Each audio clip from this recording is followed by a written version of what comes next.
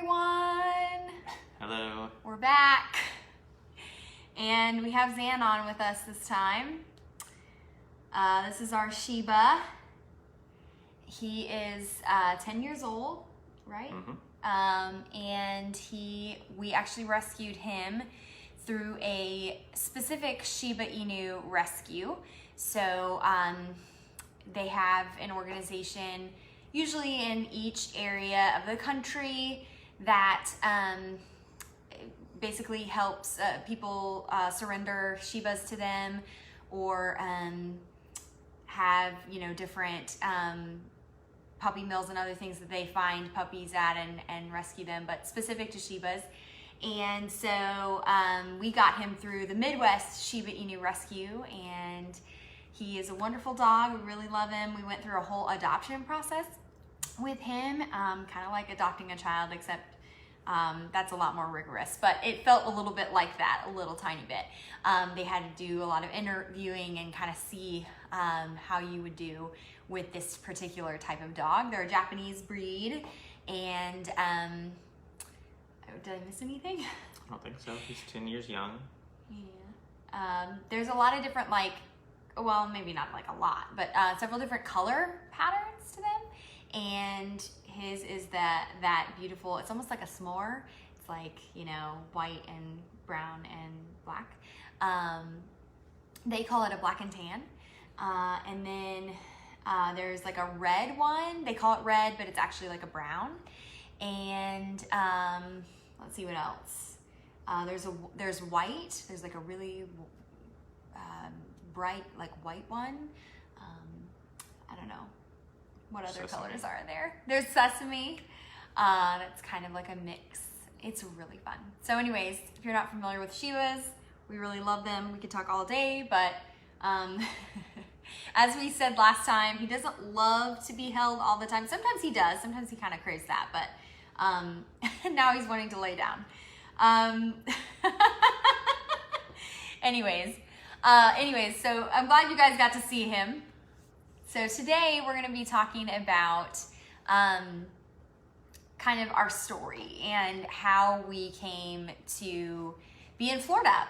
And it was a little bit of an interesting process, so we wanted to share that with you guys. And our purpose is to give you encouragement. First of all, to know that it's possible. Second of all, to know that, just starting to think outside of the box is already sometimes a little bit unusual. And so to encourage you to do that, there he goes, jumping down, to encourage you to think outside the box, and that's okay. Like that, there's nothing wrong with that, and that it can be a really great way to kind of change your current circumstance. So our story started, I think we said this last time, about 3 years ago.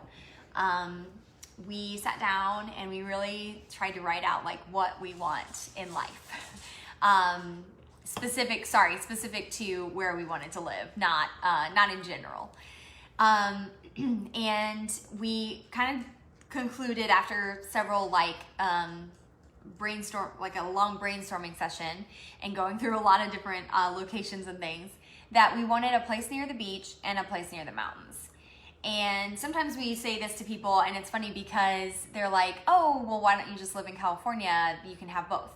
Or why don't you live on the East Coast, like in North Carolina or something, where you can kind of live in between each. But we found through our own reasoning of where we wanted to live and things like that, that we wanted ideally 2 separate places, since there really wasn't a place that had both what we wanted in both areas.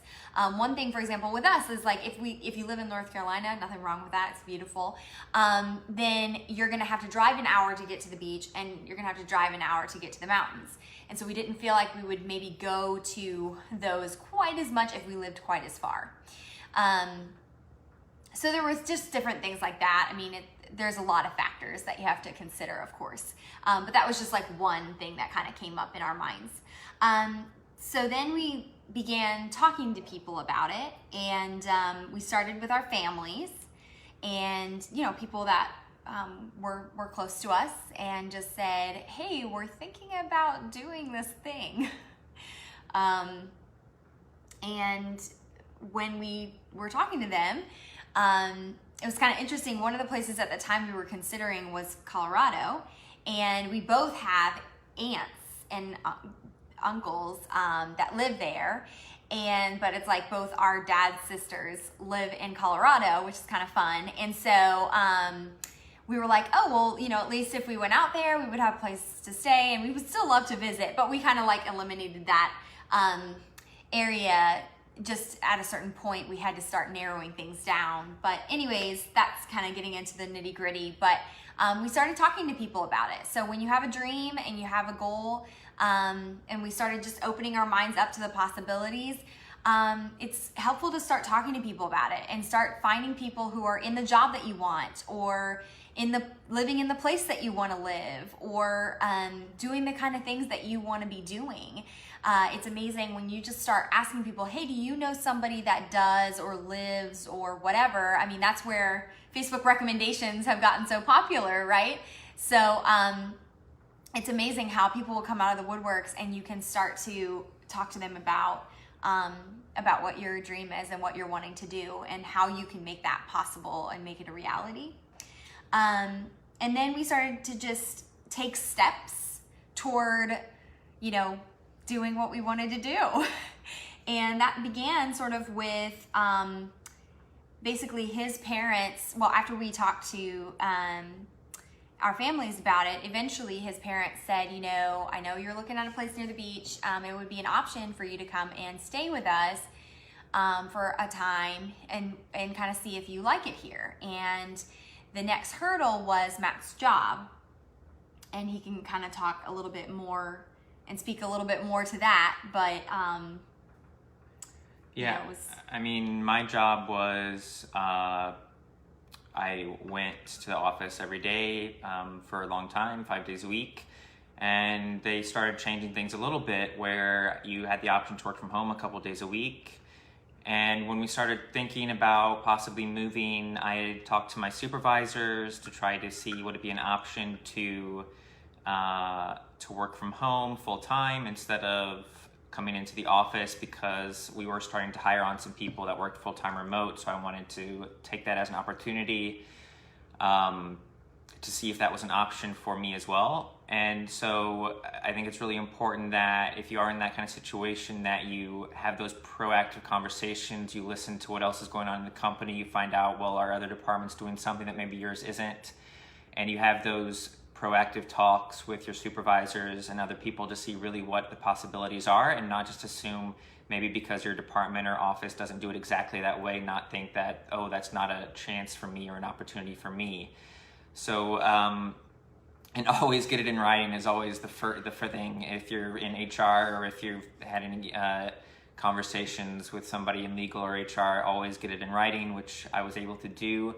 And when I had recently changed to another position, and one of the things I made sure that I got clearance for was to work full-time remote. That would give us the opportunity. And at that point, we hadn't even made a decision to move, but I knew it was a possibility in the next 6 months or to a year.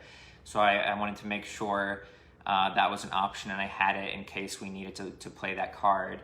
So always thinking a little bit ahead, if you can, is always great. But I think also we touched on a little bit that, you know, and maybe we'll get into this some a little bit later, but anytime that you are going to possibly make a move or a decision, there's potential sacrifices to be made.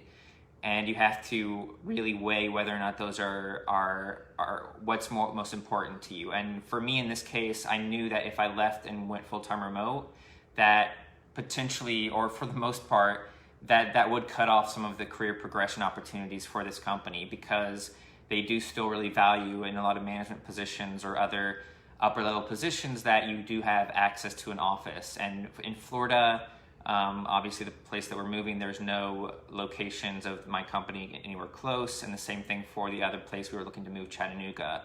So you really have to be thinking and weighing really what is a priority to you and your family, and be willing to make those potential sacrifices. Yeah, I love that. And there were a lot of sacrifices. And well, yeah, like you said, we're going to get into more of that. So so we kind of decided so give you a little timeline there. We wrote it out in March. We had that offer, super generous, from our in-laws, my in-laws, his parents, in May. And then in June, that's when he got it in writing from his supervisor. And so then we decided at the end of June that we were going to, in fact, make this move. And we moved into the fall. In my case, it was sacrificing my violin studio, which was huge. I had about 25 students that I had on the docket at that point in my studio, and I knew that I was going to be leaving them behind, and that was really hard.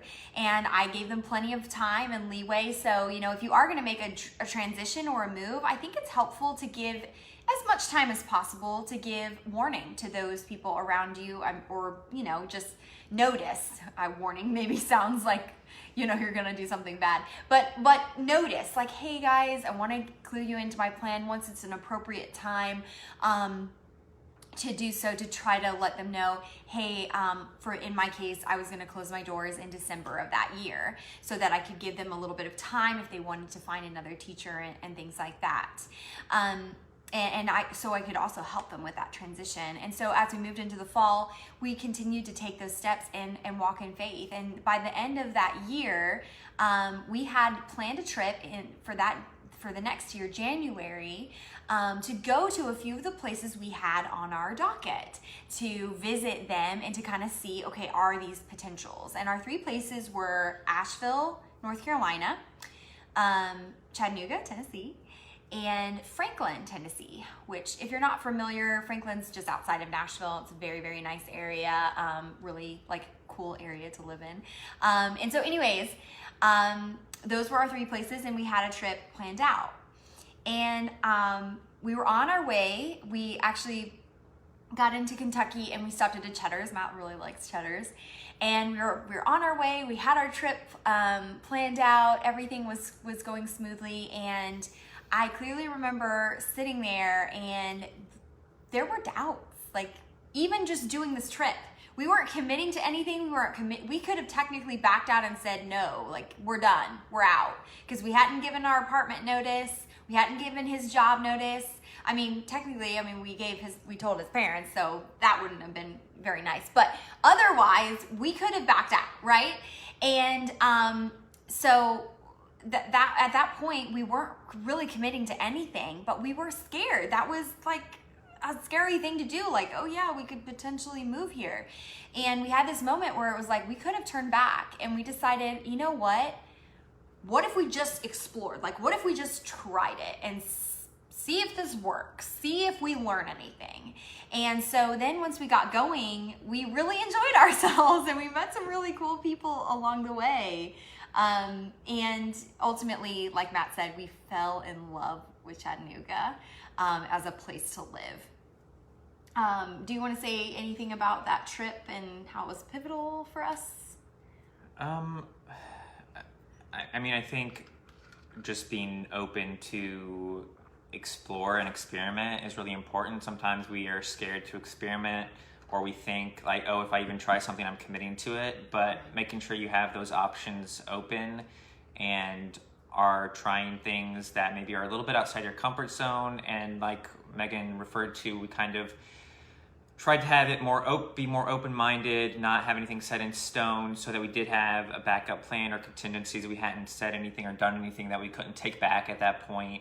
So, and really just go on, if you want to call it a self-discovery, or for your family in this case, and be able to do that and be patient with each other and have grace with each other, because we were both dealing with different things to some extent. Like Megan mentioned, most of it was about her career.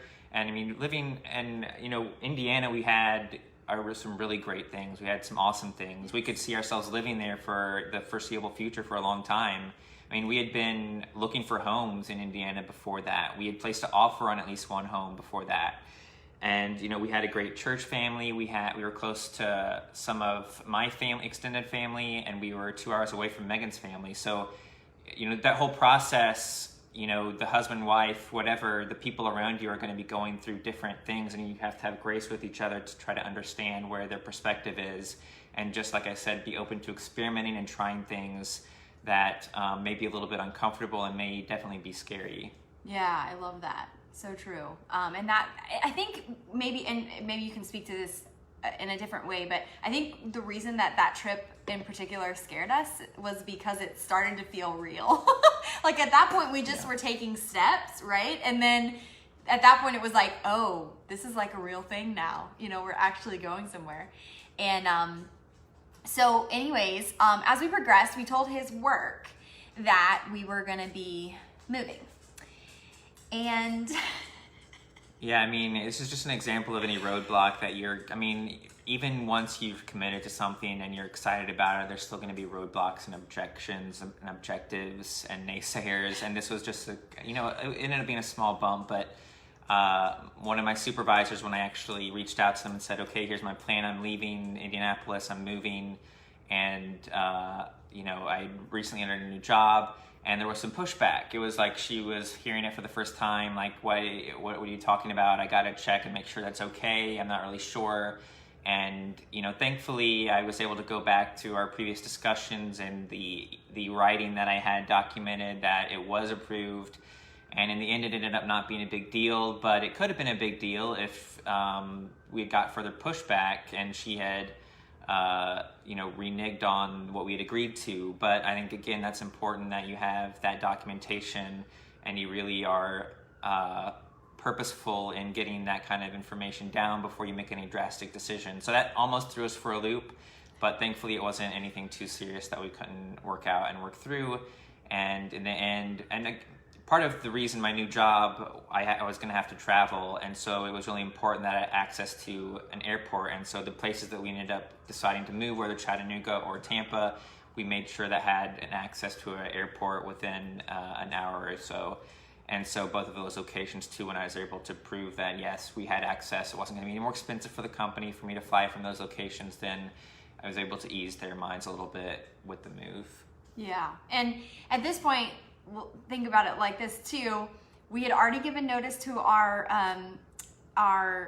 current apartment that we were going to be leaving, and we were driving my car down and going to leave it. So we left to come to Florida thinking, okay, we're going to leave my car here, and we still hadn't heard from his work. So there's things that just come up and bumps in the road. And then that brings me to, saying goodbye to friends and letting them know. And, we did, start telling people about 2 months before it happened, but it was hard. It was hard to tell your friends goodbye. It's hard to, it's hard with family too, and that's a really tough thing, especially if your family lives close, and you're like the only one not living close. That's difficult. Spreading out can just have its own set of challenges. And I think what Matt said was great about having grace with other people. And so we moved on March 20, technically 24th was when we left. We arrived on the 25th. And March 24th in Indiana had a huge snowstorm. And it took us an unusual amount of time to get out of Indianapolis, and that was just its own set of challenges. But once we got here, it was like, wow, okay, this is a reality. We're here. Now what do we do? Of course, Matt was working his job and transitioning, but we really had to start navigating. Okay, now we've got to figure out, okay, do we want to live here? Do we want to live in Chattanooga? And that was its own set of kind of weirdness, I guess. And then also living in a really tight space and figuring out how that was going to work, especially with us both full-time working from home. And that's where, over these last couple of years, that's why we did that video. We thought that video would be helpful for you guys, because we've lived that in a really big way. And we had different sets of challenges, even living in a smaller space or in a space where there weren't as many doors and stuff like that. One room we had to have like a gate, so we couldn't actually close that door. Kind of complicated, but with Zan, he needed more doors open because he kind of gets, I think, like, I don't know, claustrophobic or something. But anyways, so that there were all sorts of different challenges that kind of came along the way, and it was very difficult. And then on top of that, you had like different people who were like, now you're doing what? You know, and we're not upset with anyone, but that it kind of, I don't know, it's hard to hear. You know, you're like, well, I want to have a home in two places, you know? Well, I mean, it's not even just that. I think, I mean, honestly, you have to sometimes set your ego aside in certain situations and really understand that sometimes people's perspective you have to take with a grain of salt. I mean, it wasn't something... and then you also have to be very careful with who you tell certain things. You have to understand that not everybody needs to know what your dreams are. Not everybody needs to know what your goals are. Especially if you have a feeling that they're not going to be supportive, they're going to be a naysayer, they're going to be a detractor, and you know, if their intent is it really to help you and support you, or is their intent just to hear some kind of gossip about you? And you know, to be honest, it isn't very a fun thing to say. Yeah, I'm almost 30 years old and we're deciding to move in with my parents. Now, the reason we did that wasn't because we needed to, or we were. You know, financially we needed to, but it was to prepare us for a decision on whether or not we were going to stay in Tampa or move to Chattanooga. And it just wasn't, we were going to take that period of time we needed to make a better future decision. Right. But when people just, you know, hear and don't know you or don't know the situation very well and hear they're moving in with his in-laws, then, you know, people can think certain things, and you really have to set your ego aside and say, it doesn't really matter what people think, it doesn't matter what they might hear. This is a decision that we're making for XYZ, and then you have to be confident in yourself and your family's goals and not pay as much attention to what other people may or may not think. Right. And in reality, most times people don't actually care, and it's just in your head because people really think about us a lot less than we think they do. So you really have to be self-assured and confident in your decision and what's best for you and your family, and not concerned what other people might or might not think. And I think that applies especially if you're going to start a new business or you're going to do something that's not normal. You know, it doesn't have to be this particular instance. It applies to anything. You really have to put the earmuffs on sometimes and just focus on what you need to be doing and what your goals are, and not so focused on what other people may or may not think or may not say about you. I totally agree. And let me just take this moment to say we went into this with our eyes open, all of us, not to get into too much detail, but, you know, when you're moving in as an adult with parents, they're also adult, you know, we're all adults, and we set very clear, you know, boundaries there that we're like, hey, if we need to walk away, we will walk away, and no hard feelings. And what ended up happening was really, I think they would agree, kind of cool because we all lived together very harmoniously, and for the most part, it was just this wonderful time where somebody was almost always home, so we didn't have to really worry. And you know, if they were traveling or we were traveling, there was somebody home, and we didn't have to worry too much about like who's gonna get the mail or who's gonna watch the dog or whatever. And it ended up being a really beautiful time for us to be able to be together in the same home. And then for us to be, Matt and I, to be able to have that flexibility that we needed to be able to go and look at homes here and go and look at homes in Chattanooga and do the things that we wanted to do to be able to pursue our dreams. And so it really ended up being this really amazing time. And but yes, there were a lot of challenges just with what are people thinking or not thinking, or whatever, saying or not saying, that go along with that. And again, to just reiterate, you just gotta put your blinders on and just focus on what you need to do, what your goals are. And so we ended up starting to look at homes here pretty heavily in September of 2018. And so about 6 months after we moved here. And then in January of the following year, 2019, we went back to Chattanooga, although we snuck a couple other trips in there because we love it. We went back to Chattanooga and saw 13 homes in one day. So that was fun. And we ended up, just making friends there and meeting people there too. And we just left our options open as to whether or not we were gonna stay here or we were gonna move there. And we were thankful that we even had that flexibility, of course, but there were different things that we liked about there, and there were different things we liked about here, and it was really difficult ultimately to figure out where we were going to start, because we loved both places so much. Whenever we're here, we love it, but we also miss Chattanooga, and I think vice versa would be the case. Yeah, I mean, there's certain places, I'm sure some of you can relate, like if maybe it's your hometown or a place you visited, that you just feel like when you get there, you feel home. And it sounds odd, but you feel connected to the place, even though maybe you haven't been there before. And that's, at least for me, that's how I felt when going to Chattanooga. I mean, I grew up in Tennessee, but I hadn't really been to Chattanooga much. And just there was this automatic like feeling of peace almost, and just connection. Not to sound too hokey, but there was, I mean, to be honest, there was that. And, on its own, if, without the other considerations, that was, at least to me, a really, maybe a better option in a lot of ways if you just took the land and the place on its own next to Tampa. But so yeah, it was a very difficult decision. We did meet a lot of people there that we liked. We saw a lot of great homes, great opportunities. So it was a very difficult choice from Chattanooga and here.